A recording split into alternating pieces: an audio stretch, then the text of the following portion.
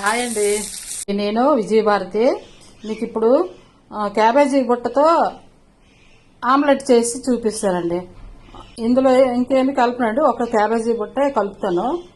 చూడండి ఎలా చేశానండి. ఇది స్టవ్ వెలిగించి ప్యాన్ పెట్టుకున్నానండి, కళాయి. ఇందులో మనము జీలకర్ర వేసుకుంటామండి. ఫస్ట్ జీలకర్ర వేసుకొని కరివేపాకు వేసుకుంటామండి.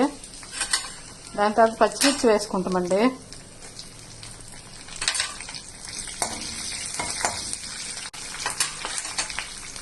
ఇప్పుడు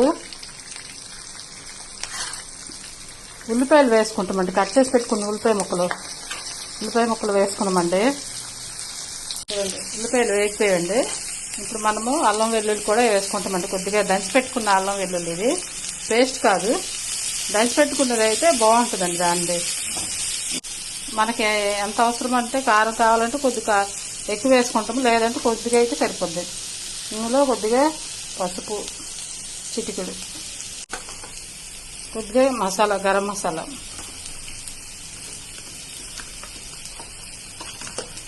వేసుకున్నాం కదండి. ఈ మూడు బాగా కలుపుకోవాలండి, ఉల్లిపాయలు బాగా పట్టినట్టు.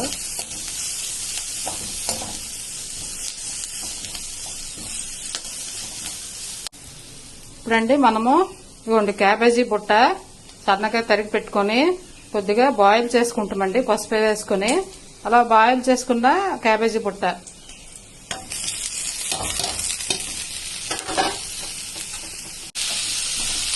ఇది బాగా కలుపుకున్నాం కదండి. స్టవ్ ఆచండి, స్టవ్ మరి అవసరం లేదు. ఈ బుట్ట ఉడకబెట్టుకున్న క్యాబేజీ బుట్ట వేసుకున్నాము, ఇందులో వేసుకొని బాగా కలుపుకొని మనం వేసిన కారము, మసాలా, ఉప్పు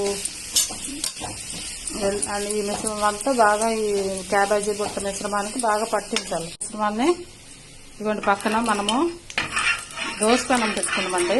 దోసపెనంకి ఇందులో ఆయిల్ వేసి ప్యాన్ అంతా స్ప్రెడ్ చేసుకొని ఏం చేయాలంటే కొద్దిగా శనగపిండి, కొద్దిగా వరిపిండి, కొద్దిగా కార్న్ఫ్లోర్ వేసి నీటిలో వేసి ఉప్పు వేసి బాగా కలుపుకుంటామండి. బాగా కలుపుకొని ఉంచి ఇప్పుడు ఈ మిశ్రమము కొద్దిగా తీసి ఇందులో వేసుకుంటామండి. వేసుకొని వేసి బాగా కలుపుకొని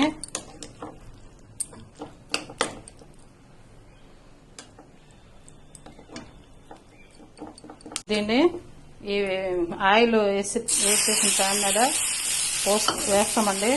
వేసి స్ప్రెడ్ చేస్తామండి. కొద్దిగా పల్చగా స్ప్రెడ్ చేసుకోవాలండి. ఇలా చేతితో కూడా స్ప్రెడ్ చేసుకోవాలండి.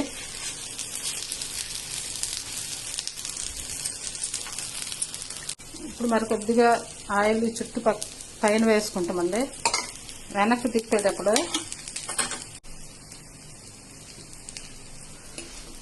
ఫ్లేమ్ తగ్గించానండి, ఆఫ్ ఫ్లేమ్లో ఉన్నది. బాయిల్ చేసాం కాబట్టి క్యాబేజీ బుట్ట ఎక్కువసేపు ఉంచక్కర్లేదండి. జస్ట్ అది వేగినట్టు అయ్యాక ఇలా తిరగేసేస్తామండి. చాలా టేస్ట్గా ఉంటుందండి. వేడివేడిగా రైస్తో, పప్పు అన్నంతో, సాంబార్ రైస్తో, పెరుగు అన్నంతో తింటే మనకి బాగుంటుందండి. సరిగా టేస్టీ క్యాబేజీ బుట్ట ఆమ్లెట్ ఇప్పుడు మనము ప్లేట్లోకి సర్వ్ చేసుకుంటామండి.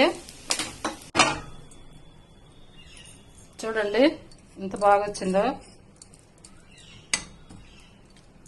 ట్రై చేయండి, తినండి, చేసి లైక్ చేయండి, షేర్ చేయండి. నేను మీ విజయభారతి. బాయ్ అండి.